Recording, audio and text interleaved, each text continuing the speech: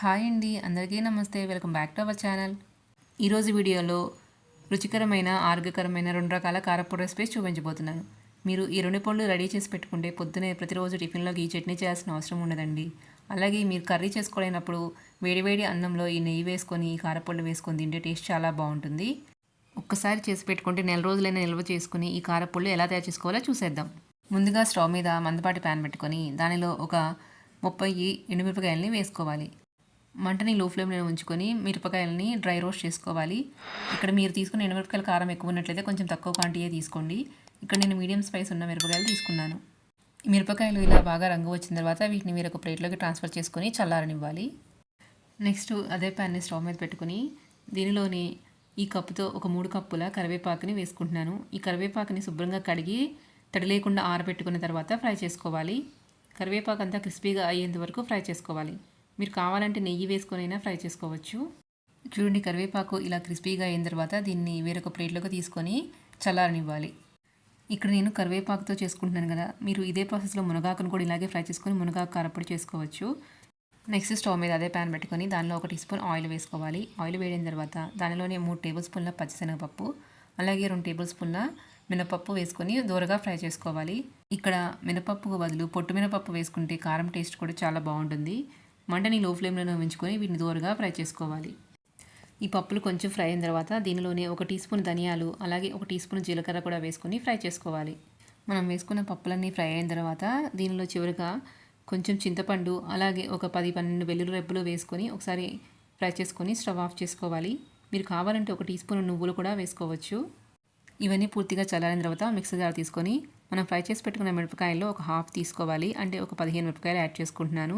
Next మనం fry చేసుకున్న పప్పులన్నింటినీ add చేసుకోవాలి. నేను చిన్నులపాయలు చింతపండు లాస్ట్కి యాడ్ చేసుకుంటున్నాను. ఇప్పుడు వీటిని కోర్స్ గ్రైండ్ చేసుకోవాలి.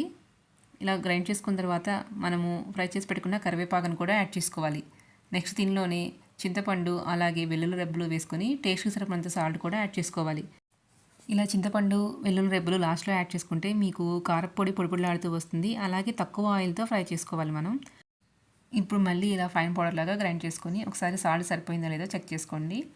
అంతేనండి, మనకి టేస్టీ కరివేపాకు కారం రెడీ అయిపోయింది. ఇప్పుడు దీన్ని ఒక ఎయిర్ టైట్ జార్లోకి ట్రాన్స్ఫర్ చేసుకొని 1 మంత్ అయినా స్టోర్ చేసుకోవచ్చు. నెక్స్ట్ మనం ఫ్రైస్లోకైనా కానీ లేదా టిఫిన్స్లోకైనా కానీ అన్నంలోకైనా తినే కొబ్బరి కారం లేదా శనగపప్పు కారం ఎలా రెడీ చేసుకోవాలో చూసేద్దాం. ముందుగా స్టవ్ మీద ప్యాన్ పెట్టుకొని దానిలో 1 కప్పు పుట్నాల పప్పుని వేసుకోవాలి. మంటని లో ఫ్లేమ్లోనే ఉంచుకొని ఇవి కొంచెం క్రిస్పీగా అయ్యేంత వరకు ఫ్రై చేసుకోవాలి. ఒక 2-3 నిమిషాలు ఫ్రై చేసుకున్న తర్వాత వీటిని వేరొక బౌల్లోకి తీసుకొని చల్లారనివ్వాలి. ఇప్పుడు అదే ప్యాన్లో ఒక 1/4 కప్పు సన్నగా కట్ చేసుకున్న కొబ్బరి ముక్కల్ని యాడ్ చేసుకోవాలి. మీరు కొబ్బరి ముక్కల ప్లేస్లో తురిమిన కొబ్బరి అయినా తీసుకోవచ్చు. వీటిని ఒక 2-3 నిమిషాలు ఫ్రై చేసుకున్న తర్వాత దీనిలోని 1 టేబుల్ స్పూన్ నువ్వులు కూడా యాడ్ చేసుకోవాలి. అలాగే 1 టీ స్పూను జీలకర్ర యాడ్ చేసుకొని 1 నిమిషం ఫ్రై చేసుకుంటే సరిపోతుంది. ఇక్కడ శనగపప్పు కారంలో నువ్వులు అనేది ఆప్షన్ అండి. అందరూ నువ్వులు యాడ్ చేసుకోరు, కానీ కాల్షియం ఉంటుంది కాబట్టి ఇలా మనం నువ్వులు కూడా రెగ్యులర్గా తీసుకోవడం వల్ల హెల్త్కి చాలా మంచిది. ఇవన్నీ ఒక బౌల్లోకి ట్రాన్స్ఫర్ చేసుకున్న తర్వాత స్టవ్ ఆఫ్ చేసుకున్న తర్వాత అదే ప్యాన్లో ఒక 10-15 వెల్లుల్లి రెబ్బలు యాడ్ చేసుకోవాలి. ఇప్పుడు పూర్తిగా చల్లారిన తర్వాత వీటిని ఒక మిక్సర్ జార్లోకి ట్రాన్స్ఫర్ చేసుకోవాలి. అలాగే మనం ముందుగానే ఫ్రై చేసి పెట్టుకున్న ఎండుమిరపకాయలు కూడా ఒక 15 యాడ్ చేసుకోవాలి. ఇప్పుడు వీటన్నిటిని ఒకసారి కోర్స్ గ్రైండ్ చేసుకోవాలి. ఇలా కోర్స్ గ్రైండ్ పౌడర్ చేసుకున్న తర్వాత ఇప్పుడు దీనిలో మనము పుట్నాల పప్పు కూడా యాడ్ చేసుకోవాలి. అలాగే టేస్ట్కి సరిపడినంత సాల్ట్ కూడా యాడ్ చేసుకొని ఒకసారి గ్రైండ్ చేసుకోవాలి. ఇప్పుడు చివరిగా దీనిలో వెల్లుల్లి రెబ్బలు కూడా వేసుకొని ఒకసారి ఫైన్ పౌడర్ లాగా గ్రైండ్ చేసుకోవాలి. కొంతమంది దీంట్లోనే కొంచెం బెల్లం కూడా యాడ్ చేసుకుంటారంటే మీకు కావాలంటే యాడ్ చేసుకోవచ్చు. ఈ పొడి మనము అన్నంలోనూ టిఫిన్స్లోనే కాకుండా వంకాయ ఫ్రై, బెండకాయ ఫ్రై, క్యాప్సికమ్ కర్రీలో కూడా వేసుకోవచ్చు. టేస్ట్ అయితే చాలా బాగుంటుంది. తప్పకుండా ఒకసారి మీరు కూడా ట్రై చేయండి. చూశారు కదండి, ఎంతో ఈజీగా కరివేపాకు కారం అలాగే శనగపప్పు కారం మనం ఇంట్లోనే ఈజీగా ప్రిపేర్ చేసుకోవచ్చు. మీకు నా వీడియో నచ్చినట్లయితే ఇలాంటి మరిన్ని రెసిపీ అప్డేట్స్ నోటిఫికేషన్ మీకు రావాలంటే మన ఛానల్ని సబ్స్క్రైబ్ చేసుకోండి. అలాగే మీ ఫ్రెండ్స్తో కూడా షేర్ చేయండి. Thank you for watching.